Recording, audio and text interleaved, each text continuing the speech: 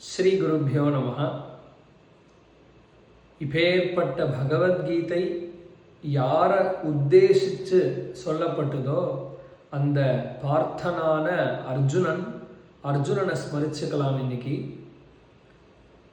எப்பேற்பட்டவர் அர்ஜுனன் அப்படிங்கிற வார்த்தைக்கே ரிஜு ஸ்வபாவஹா அப்படிங்கிற அர்த்தம். ஆர்ஜவம்னு சொல்றோம் இல்லையா, நேர்மை. இந்த ஆர்ஜவம் அப்படிங்கிற சொற்கள்ல துல்லியமான ஒரு வார்த்தை தான் அர்ஜுனஹா அப்படிங்கிற வார்த்தை. ஸோ நேர்மையே உருவெடுத்தவனான ஒரு ஸ்வபாவம் உடையவன் அர்ஜுனன். அதனால தான் இப்பேற்பட்ட கீதாச்சாரியன் அர்ஜுனனுக்கு கிடைச்சார். நாம் எல்லோரும் குருவாக பாவிக்கிறது எங்கே இருந்தாலும் பகவானை குருவாக பாவிக்கிறோம். ஆனால் இந்த அர்ஜுனனுக்கு கிடைச்ச பாக்கியம் சாக்ஷாத் பகவானே நேரில் குருவாக இருந்து இந்த கீதையை பகவத் வதனத்திலேருந்தே கேட்ட ஒரு பாக்கியசாலி அர்ஜுனன். மேலும் அர்ஜுனன் இந்த வித்தியை படிக்கிறதுக்கு தகுதியானவன். அதனால தான் பகவான் சொல்றார், அவன் ராஜ்யம் சுராணாமபி சாதிபத்தியம்.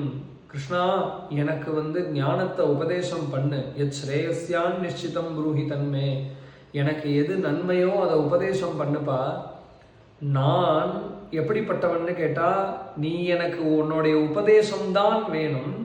எனக்கு இந்த பூமியும் வேண்டாம், அரச பதவியும் வேண்டாம், ராஜ்யமும் வேண்டாம், ஸ்வர்க்கமும் வேண்டாம், இந்திர பதவியும் வேண்டாம் அப்படின்னு உலக சௌக்கியத்திலேயே உயர்ந்த சௌக்கியம் இந்திர பதவி. எனக்கு அந்த இந்திர பதவி கூட வேண்டாம் அப்படின்னு தூக்கி எறிஞ்சிட்டு நீ எனக்கு உபதேசம் பண்ணணும் அப்படின்னு காலில் விழுந்த ஒரு உத்தமமான சிஷ்யன் அர்ஜுனன். அந்த அர்ஜுனனிடத்திலிருந்து நமக்கு வைராக்கியம் காணப்படுறது. இல்லைன்னா இப்பேற்பட்ட உபதேசத்தை அர்ஜுனனால உள்வாங்க முடியாது. ஆகையால் இந்த கீதையை உள்வாங்குவதற்கு முதல் தகுதியே சாதன சதுஷ்டய சம்பத்தி.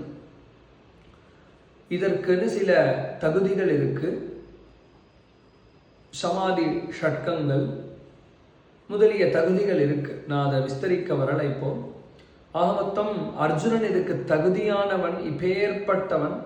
நாமும் அர்ஜுனனை பார்த்து அவனை போல உலகத்துல எதுவுமே எனக்கு வேண்டாம், இந்த கீதை கிடைச்சா போதும் அப்படிங்கிற பாவத்தோடு நம்ம கீதையை அணுகினோம் அப்படின்னு சொன்னா நிச்சயமா கீதா தேவி நமக்கு அனுகிரகம் பண்ணுவா அப்படிங்கிறதோட நாம அர்ஜுனனை ஸ்மரிச்சுப்போம்.